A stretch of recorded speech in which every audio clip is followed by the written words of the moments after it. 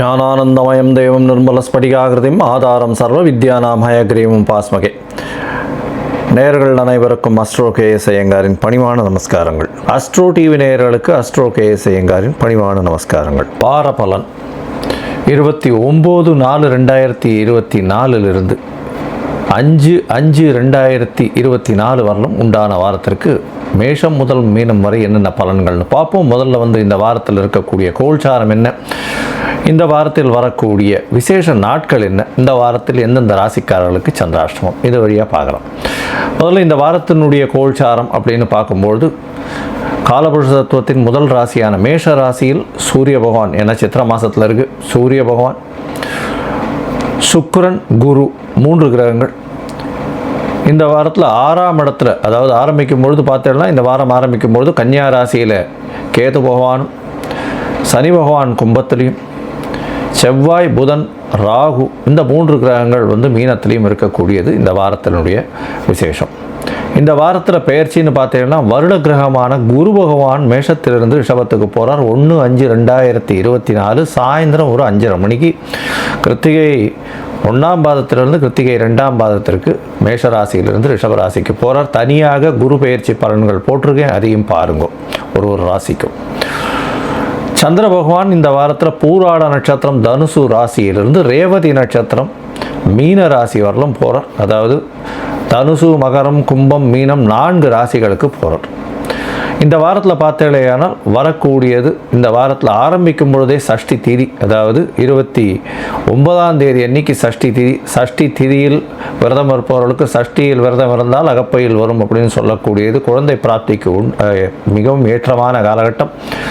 இதை தவிர முருகனுக்கு வழிபாடு மிகவும் ஏற்றம். அதாவது முருகப்பெருமானை நினைத்து சஷ்டி திதி என்று விரதம் இருப்பவர்கள் நினைத்த காரியம் கைகூடும். இந்த வாரத்தில் பார்த்தேனால் 1/5/2024 அன்னைக்கு குரு பெயர்ச்சி பலன்கள். குரு பகவான் மேஷராசி கிருத்திகா நட்சத்திரம் 1ஆம் பாதத்திலிருந்து கிருத்திகா நட்சத்திரம் 2ஆம் பாதம் ரிஷபராசிக்கு போகிறது பெரிய விசேஷம். இதன் மூலியமாக அவருடைய பார்வையும் அவர் இருக்கும் இடத்தை வைத்தும் பார்வை பலனை வைத்தும் ஒரு ராசிக்கும் தனித்தனியாக மேஷம் முதல் மீனம் வரை உண்டான ராசிகளுக்கு உண்டான பலன்களை போட்டிருக்கேன், பாருங்கள் அவசியமாக. இந்த வார கடைசியான 4ஆம் தேதி, அதாவது இந்த வாரம் சனிக்கிழமை 4ஆம் தேதி அன்னைக்கு பார்த்தோம்னா 4/5/2024 அன்னைக்கு ஏகாதசி. இந்த ஏகாதசி விரதம்ன்றது வைஷ்ணவர்களுக்கு மிகப்பெரிய ஏற்றம். அதாவது இது கிருஷ்ணபக்ஷ ஏகாதசி, மூவிங் டுவர்ட்ஸ் அமாவாசை, அதனால் கிருஷ்ணபக்ஷ ஏகாதசி இது மிகப்பெரிய விசேஷம். பாப விமோசன ஏகாதசின்னு பேர். இந்த விரதம் இருப்பவர்கள் எந்த விதமான பாவங்களாக இருந்தாலும், தவறு எந்த ஒருத்தருக்கு பண்ணியிருந்தாலும் அதை போக்கக்கூடிய பாப விமோசனி அப்படின்னு சொல்லக்கூடிய ஏகாதசி.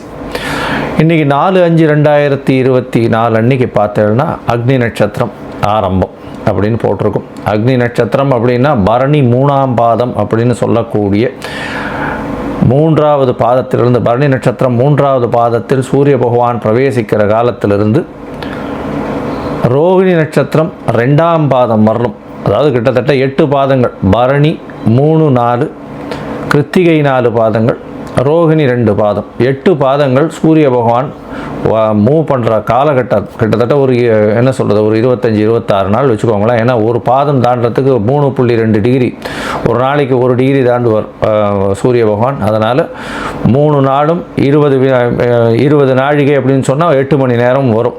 அதனால் 8 பாதங்கள் தாண்டணும் அப்படின்னா கிட்டத்தட்ட அவர் 25-26 நாள் ஆகும். ஸோ 4ஆம் தேதியிலிருந்து 29ஆம் தேதி வரலும் கிட்டத்தட்ட அக்னி நட்சத்திர காலம் அப்படின்னு சொல்லக்கூடியது. அது 4/5/2024 29/5/2024 வரலும் உண்டான காலத்தை அக்னி நட்சத்திர காலம்னு சொல்லக்கூடியது. இந்த காலகட்டத்தில் பொதுவாகவே சுபகாரியங்கள் பண்ணுறது இல்லை. அதாவது இப்போ வீட்டில் சுபகாரியங்கள்னு சொல்லக்கூடிய திருமணம், காது குத்தல், இந்த மாதிரியான சீமந்தம், இந்த மாதிரியான விஷயங்கள்லாம் பண்ணுறதில்லை. இது ரொம்பவும் முக்கியமான விஷயம்.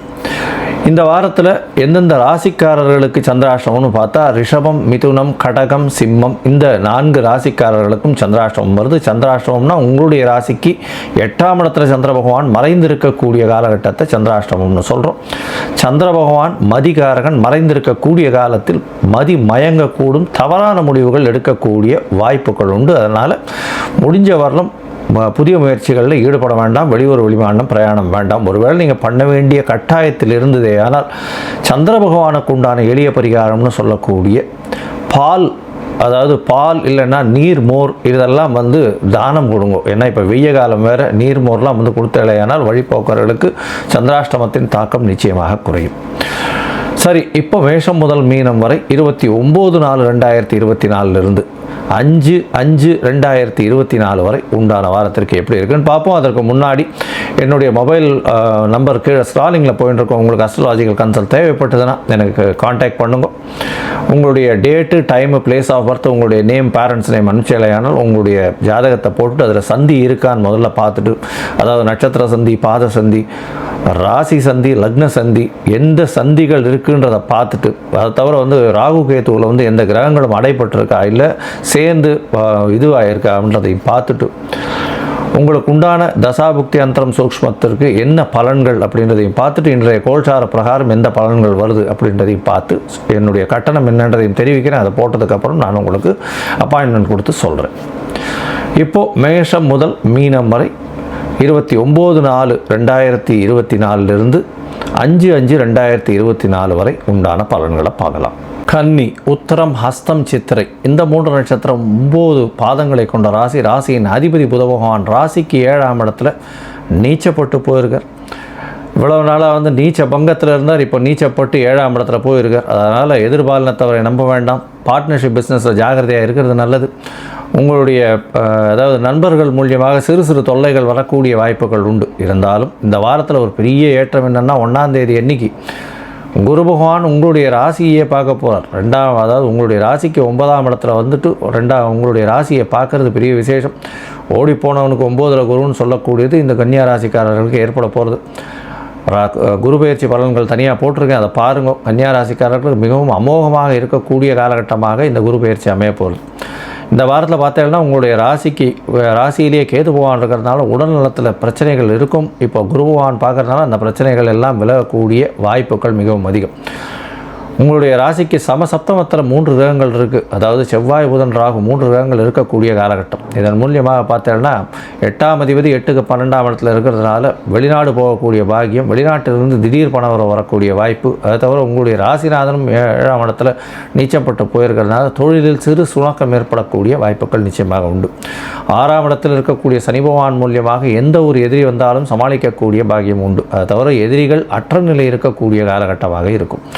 உங்களுடைய ராசிக்கு 8ஆம் இடம்னு சொல்லக்கூடிய மேஷத்தில் பார்த்தீங்கன்னா சூரிய பகவானும் சுக்கிர பகவானும் இந்த வாரத்தில் இருக்கா. இது ஒரு பெரிய ஏற்றம். 9ஆம் அதிபதி 9க்கு 12 இருக்கக்கூடிய காலகட்டம். அது தவிர 2ஆம் அதிபதியும் 8ஆம் இடத்துல இருக்கிறது. மறைந்த இடத்திலிருந்து திடீர் பணவரவு வரக்கூடிய வாய்ப்புகள் நிச்சயமாக உண்டு.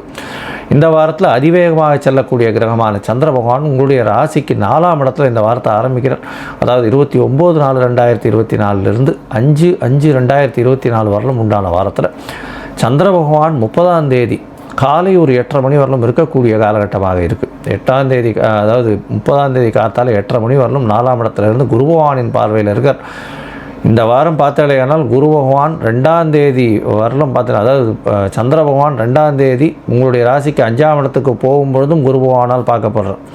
இதன் மூலியமாக 29ஆம் தேதியிலிருந்து 2ஆம் தேதி மதியம் ஒரு 3 மணி வரலும் பார்த்தோம்னா சந்திர பகவான் குரு பகவானின் பார்வையில் இருக்கிறது பெரிய விசேஷத்தை கொடுக்க போகிறது.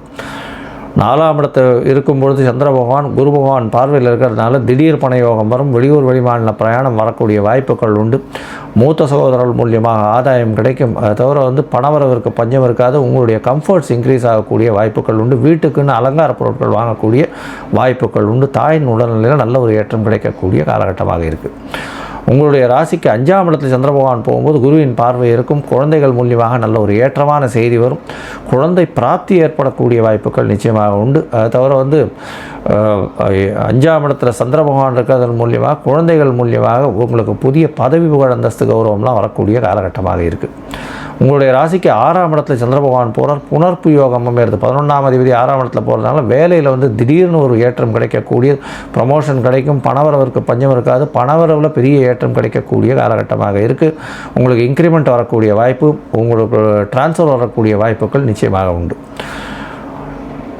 4ஆம் தேதி மதியம் ஒரு 3:30-4 மணி வரலும் வந்து சந்திர பகவான் உங்களுடைய ராசிக்கு 6ஆம் இடத்துல இருக்கார். அதற்கு பிறகு 7ஆம் இடத்துல சந்திர பகவான் போகிறார். 4 கிரகங்கள் இருக்கக்கூடிய காலகட்டமாக போகிறது.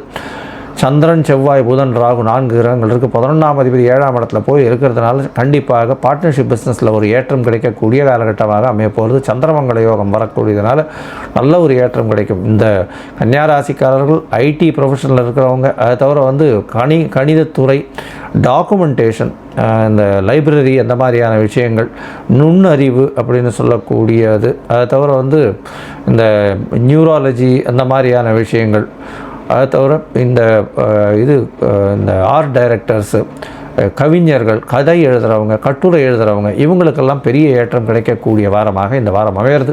இந்த வாரத்தில் பார்த்தீங்கன்னா நீங்கள் அருகில் இருக்கக்கூடிய வரதராஜ பெருமாள் காஞ்சிபுரம் போய் சேவிச்சுட்டு வாங்க. அங்கே முல்லைப்பூ வாங்கி சாத்திட்டு வாங்க. நல்ல ஒரு ஏற்றமும் மாற்றமும் இந்த வாரம் உங்களுக்கு வரும். லோகா சமஸ்தா சுகினோ பவந்து.